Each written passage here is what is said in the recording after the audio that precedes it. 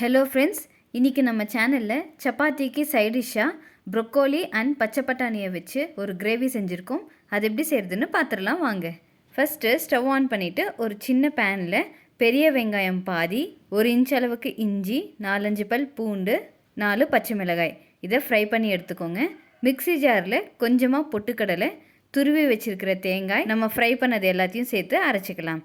இப்போது stove on பண்ணிவிட்டு ஒரு பாத்திரத்தில் கொஞ்சமாக எண்ணெய் விட்டு கடுகை சேர்த்திடலாம். கடுகு நல்லா வெடிக்க ஆரம்பித்ததும் கடலப்பருப்பு, காஞ்ச மிளகாய், வெங்காயம், கருவேப்பிலை எல்லாத்தையும் சேர்த்திட்டு நல்லா ஃப்ரை பண்ணிக்கோங்க. காலிஃப்ளவரும் இதே மெத்தடில் தாங்க செய்வோம். வெங்காயம் கொஞ்சம் கலர் சேஞ்ச் ஆனதும் பச்சை பட்டாணி 1/2 கப் அளவுக்கு சேர்த்திக்கலாம்.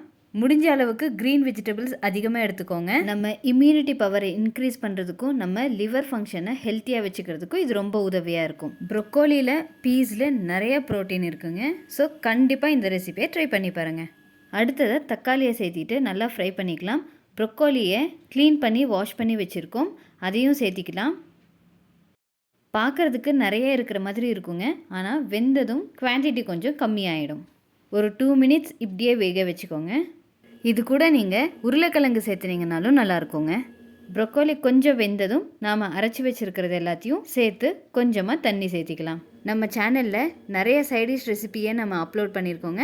சப்ஸ்கிரைப் பண்ணிவிட்டு மறக்காமல் செக் பண்ணி பாருங்கள். தேவையான அளவுக்கு உப்பை சேர்த்திட்டு கொஞ்சம் கூட தண்ணி போட்டு ஒரு 5 மினிட்ஸ் நல்லா கொதிக்க விடுங்க. பார்க்குறதுக்கு க்ரீனிஷாக சூப்பராக இருக்குங்க.